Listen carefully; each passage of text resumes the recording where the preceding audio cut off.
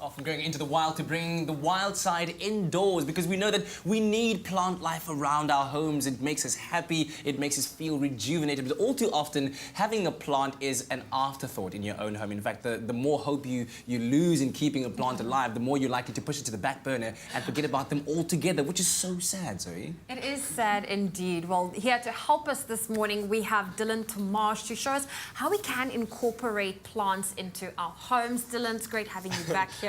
Good to see you guys. I'm one of those people, I'm thinking of getting fake plants, but why is it so important to have living plants in our house? I think the first thing is it brings life into a space, and that's really what's really important. So you can have great furniture and that, but it feels very flat without greenery behind it, right? So you can see behind over here, the greenery literally just makes it pop. And how do you start doing that? Because, you know, God bless her soul, my late grandmother had a tendency of having plants in every single corner of the house, and there were crawlers on the walls. It felt like a bit of a Jumanji episode, if you get what I'm trying to say. So how do you begin to do this in the right kind of tasteful way? So I think what's really important is making sure you keep the same family of trees together, or plants together, so not going to Jumanji.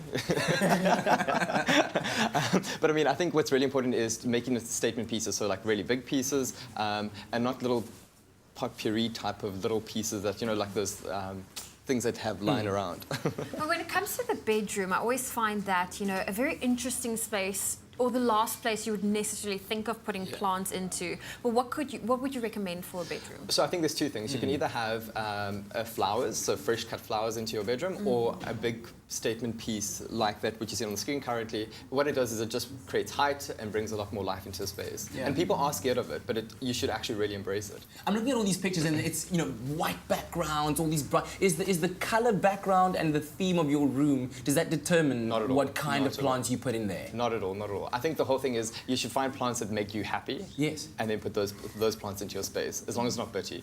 Okay. Yeah. But I know, you know, here in the Western Cape, our water restrictions, our drought situation is extremely dire, and I think a lot of people are steering away from getting plants, especially here. Yeah. But what would you recommend for those, you know, that's, you know, a little bit more water conscious? Sure. So I think you could also go two different routes. You can either get a really good fake plant.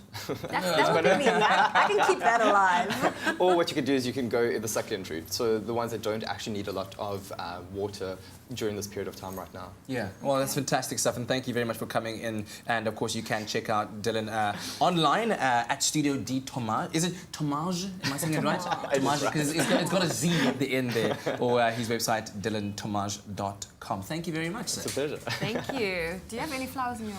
I have flowers that I get from like Sunday church, and then I have them in the kitchen, and then they die within like a week. That's why you go to church every week. I'm sorry. Okay, well, we'll work on that. Thank you, Dylan, for showing us how to incorporate living plants into our indoor space.